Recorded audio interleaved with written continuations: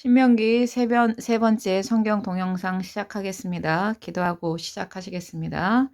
좋으신 하나님 감사합니다. 오늘도 이렇게 주님 은혜 가운데 살게 하셨다가 주님 앞에 나서 잠시 또 말씀을 나누는 기회를 가지고자 합니다. 이 시간에 성령님 함께 해주시고 은혜를 베풀어 주시옵소서. 감사드리며 거룩하신 예수님의 이름으로 기도합니다. 아멘. 우리가 이제 오늘은 신명기 이제 세 번째 동영상, 성경 동영상을 하는 날인데요. 오늘은 우리가 신명기가 세 번째 정도의 그런 중요한 내용들을 담고 있다라고 말씀을 드렸죠. 그래서 이제 우리가 두 번째 단락은 뭐냐면은요. 그 만나 세대에게 뭐를 하느냐 하면 율법을 재교육하는 장면에 대해서 나온다라고 말씀을 드렸습니다. 그래서 우리가 보면은요. 이제 오늘은 그 신명기 12장에서 26장까지의 내용 중에서 중요한 내용을 이렇게 이제 전하고자 합니다. 교재는 90페이지를 펴주시기 바라겠고요. 오늘 그 신명기 12장에서 26장까지 가장 중요한 내용 중에 하나가 뭐냐면 중요한 내용만 쭉 추려서 말씀을 드리면 조그만 제가 표를 통해서 한번 같이 말씀을 전해주도록 하겠습니다. 여기 보면 가장 중요한 내용 중에 하나 뭐냐면 11조와 면제년에 관련된 이런 이야기를 전하고자 합니다. 우리가 보면 이제 굉장히 교회에서 11조와 관련돼서 굉장히 어려움을 많이 느끼시는 분들이 많이 계시는데 오늘은 이제 표를 통해서 11조의 그 유래와 의미에 대해서 잠깐 말씀을 전하고자 합니다. 우리가 이제 신명기 14장에서 보면 신명기 14장 22절에서 27절에 보면은요, 11조에 대한 이야기가 나와요. 근데 이제 11조에 대한 이야기가 한 가지만 나오는 것이 아니고 두 가지 정도의 내용이 나오는 것을 볼 수가 있습니다. 그래서 신명기 14장 22절에서 27절에 나오는 그 11조에 대한 이야기가 있고요. 그 다음에 이제 신명기 14장 또 28절과 29절에 또 하나의 그 11조에 대한 개념이 나오고 있습니다. 이것을 말씀을 해드리면은요. 첫 번째 신명기 14장 22절부터 27절까지의 내용 중에서의 11조의 개념은 뭐라고 읽어보도록 하겠습니다. 매해 토지 소산의 11조를 하나님께 드렸다. 자, 이거는 무슨 뜻이냐면 이제 그 가나안 땅에서 이제 농경사이기 때문에 1년에 한 번씩 이렇게 수확을 하게 되잖아요. 그러니까 매년 한 번에 수확을 이렇게 이제 하게 될 때 하나님 앞에 토지 소산의 11조를 하나님께 드렸다라는 이야기죠. 그래서 여기 보면 뭐라 되냐면 이거는 이제 그 매 토지 소산의 11조를 하나님께 드리면서 이 11조는 누구에게 이렇게 이제 나눠주게 되어 있었느냐 하면은 레인에게 이렇게 11조를 나눌 수 있도록 이렇게 하나님께서 이렇게 법으로 제정을 하셨습니다. 그렇게 한 이유는 우리가 그 신명기 14장 27절에 보면은요, 이런 말씀이 돼 있어요.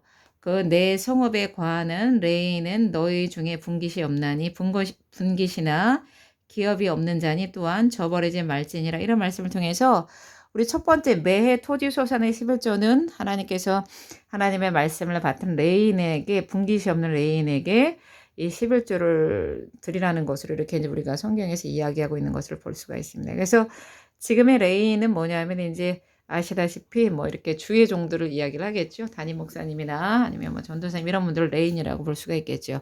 그래서 이렇게 매 토지 소산의 11조를 하나님께 드렸는데 특이한 것이 있어요. 그 특이한 것이 뭐냐면 이 토지 소산의 11조를 드릴 때 여기 별표로 나와 있죠. 거리가 먼 경우에는 돈으로 사서 드린다. 와, 이런 말씀이 그 11조를 이제 먼 곳에서 이렇게 이제 왜냐하면 토지 소산이기 때문에 여러 가지만 곡식이 될 수도 있고 농산물이 될 수도 있기 때문에 이런 것이 너무 먼 곳에 있는 사람이 이제 그것을 가지고 하나님의 성전에 올 적에 거리가 먼 경우에는 그 사람들의 편리를 위해서 어떻게 해주는 거냐면은 돈으로 사서 제가 예배드리는 그 토지 소산물을 드리는 그 예배 의식 가운데 하나님이 이제 그 근처에서 돈으로 바꿔서 이렇게 살 수 있도록 그렇게 하셨다라는 거죠. 두 번째 이제 우리가 11조의 개념은 또 뭐가 있냐 신명기 14장 28절부터 29절의 말씀이라고 말씀을 드렸죠. 그래서 우리가 보면 읽어보도록 하겠습니다. 매 3년 끝에 10분의 1을 저축한다. 이 얘기는 뭐냐면은요. 우회 11조는 이제 1년에 한 번씩 이렇게 소득의 11조를 드리는 거라 그렇게 볼 수가 있겠는데 두 번째 11조의 개념은 뭐냐면은 매 3년 끝에 10분의 1을 저축한다. 이게 뭐냐면은요. 이 11조를 누구에게 주기 위해서 이렇게 창고에다가 드렸느냐 하면은 대상이 써 있죠. 레인과 객과 고아와 가부. 그러니까 그 땅에 기거하고 있는 불쌍한 사람들, 예, 예를 들자면 레위 지파는 하나님의 일을 하기 때문에 세상적인 일을 할 수가 없어요. 그래서 레위 지파 하나님의 일을 전담해야 되기 때문에 그거 할 수 없으니까 육신적인 것의 필요를 누가 채우라고 했냐면 그런 이런 11조의 그런 제도를 통해서 채우라고 하나님께서 말씀해 주셨고, 그다음에 계획. 그렇죠. 여기 뭐냐면 나그네라는 거죠. 우리가 이 세상 살아가는 게 하나님의 믿음의 백성이든 믿지 않는 비신자든지 간에 우리는 이 세상을 그냥 이렇게 살아가는 나그네예요. 그래서 이 타향살이를 하고 있는 나그네들에게 또 이런 것에 11조를 가지고 구제의 개념으로 나눌 수 있도록 이렇게 하신 거고, 그 다음에 이제 고아. 그렇죠. 우리에게 다 하나님 아버지가 계신데 육신의 아버지와 부모님이 없으신 그런 고아에게 또 과부에게 뭐를 하라 그랬느냐 하면 3년 끝에 그 10분의 1, 11조를 가지고 그 사람들에게 나눠라. 이렇게 구제의 개념으로 하나님께서 말씀하신 것을 볼 수가 있습니다. 자, 그리고 이제 그 다음에 중요한 게 뭐냐, 신명기 15장에 나오는 면제년에 대한 이야기가 나오고 있습니다. 면제년의 선포라고 되어 있는데요. 읽어보면은 면제년이라는 건 뭐냐면 그 이스라엘 땅에서 매 7년마다 빛을 면제해 준다. 예, 여기 보면은요.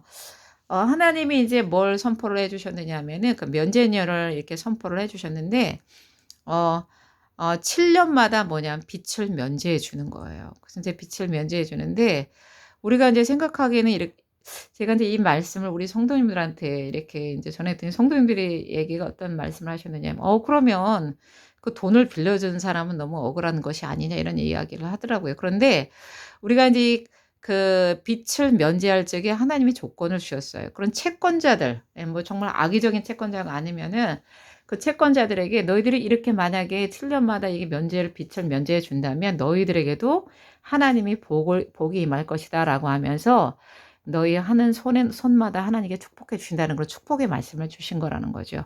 우리가 이제 이렇게 보면은요, 이렇게 보면은 하나님께서 11조를 이렇게 제도상으로 이렇게 하셔갖고 레인과 그 땅에 불쌍한 사람들에게 이제 베풀어라 이런 것을 주셨는데, 우리가 이제 11조도 이제 11조의 유래는 우리가 이렇게 알 수가 있는데 11조의 진정한 의미가 뭘까요? 11조의 진정한 의미는 뭐냐면요. 이게 뭐냐면 토지 소산의 일부를 11조를 하나님께 드린다는 개념 뭐냐면 이런 의미예요. 이 세상의 모든 만물이 뭐냐면 하나님의 것이라는 것을 신앙적으로 고백하는 행위가 바로 뭐냐면 그것이 바로 11조라는 거죠. 그래서 어떻게 보면은요.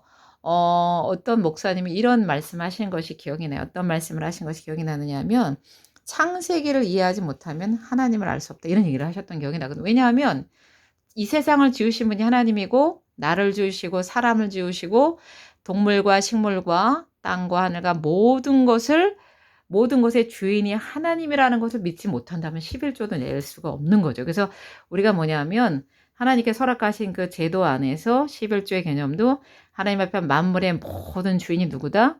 하나님이라는 걸 우리가 인정하는 신앙 고백 차원의 그런 행위라는 겁니다. 그래서 11조의 의미는 우리가 그렇게 해석을 해 주시면 될 것 같고요.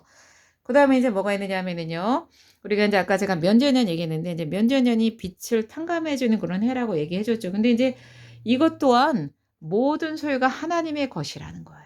모든 소유가 하나님의 것이지만 하나님께서 그 빚진 자들에게 자유를 주시고 해방을 주신다는 거는 우리가 생각해 볼 수가 있고, 이 면제년이라는 것이 7년마다 빛을 면제해 준다라고 얘기를 했는데 여기서 보면 면제년의 그 개념이 이제 그 뭐냐면 확장이 된 개념이 바로 뭐냐면 우리가 레위기 25장에 나오는 희년이라는 거예요. 그래서 우리 희년이라는 의미는 어떤 의미냐면은 면제년이랑 비슷할 수 있는데 면제년이 7년에 한 번씩 오는데 7년이 7번 오면은 49년이 지나죠. 49년이 지나면 49년이 지난 그 다음 해를 가지고 50년째 되는 해를 가지고 뭐라 그러냐면 거룩한 해라고 선포를 하는 거예요. 하나님의 거룩한 해고 자유의 날이고 뭐냐면 해방의 날이라 그래서 이 희년이 되게 되면 어떤 일이 벌어지느냐 하면요. 땅을 원래의 주인에게 되돌려줘야 됩니다. 그래서 여기서의 원래의 주인이라는 건 뭐냐면 실제로 이 세상의 땅의 주인은 하나님이시잖아요. 그래서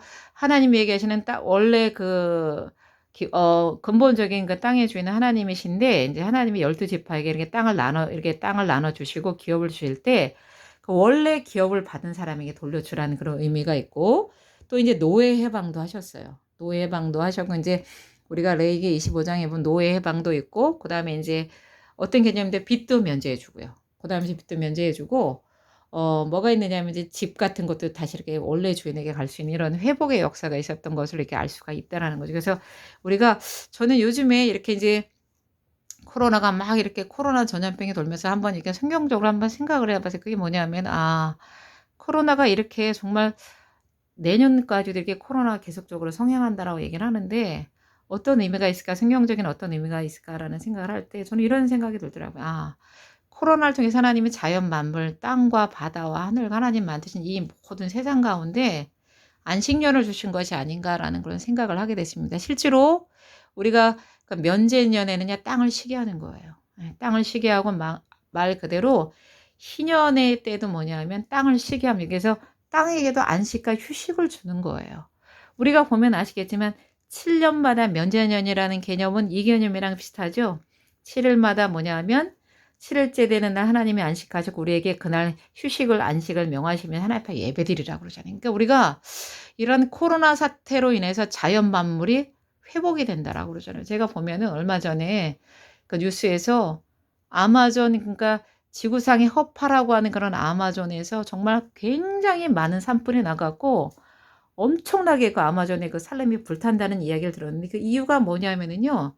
그 사람들의 무분별한 그 막 이제 나무를 베어버리고 벌목을 하고 그 땅을 개가하는 데서 엄청난 불을 이렇게 한대요. 불을 이렇게 이제 고의적으로 내는데 그거로 인해서 엄청나게 아마존의 그런 뭐냐면은 자연이 훼손이 되고 지금도 불이 탄대. 그래서 브라질 정부에서 이게 해결이 안 된다고 그렇게 제가 얼마 전에 그 뉴스를 들었거든요. 그래서 우리가 뭐냐면 사람의 탐욕과 제약으로 인해서 자연 만물이 시들어가는 거예요. 제약으로 인해서 너무 하나님 만든 자연 생태계가 무너지니까 하나님이 정말 이 질병을 통해서 희년을 선포하시고 자연 만물의 회복을 주시기 위한 것이 아닌가라는 그런 생각을 합니다. 그래서 우리가 희년이 되면은요, 하나님을 기억해야 돼요. 이 세상의 만물의 주인이 누군가? 나의 주인이 누군가? 또 세상 자연의 주인이 누군가를 생각해서 하나님 믿는 사람은 이 코로나 시대에서도 이렇게 성경적인 것을 좀 잘 기억을 하고 또 우리가 그런 것을 좀 이렇게 감안하고 생각해 봐야 되는 것이 아닌가 그런 생각을 하게 되었습니다. 오늘은 여기까지만 하고 마치도록 하겠습니다. 기도하고 마치겠습니다. 좋으신 하나님 감사합니다. 우리에게 또 이렇게 어려운 고난이 돌아오는 것이 또 하나님 뜻 안에 있을지 우리가 잠시 한번 고찰하고 생각하게 됩니다. 희년을 기억하고 또 11조의 개념이 무엇인가 알게 하시고 또 우리의 소유의 모든 만물의 주인이신 하나님을 인정하는 한 주간이 되게 하여 주시기를 간절히 간구하고 기도합니다. 이 주간도 하나님의 평강이 있는 한 주간이 되게 하여 주시며 함께 하실 줄로 믿고 감사 찬양 드리며 거룩하신 예수님의 이름으로 기도합니다. 아멘.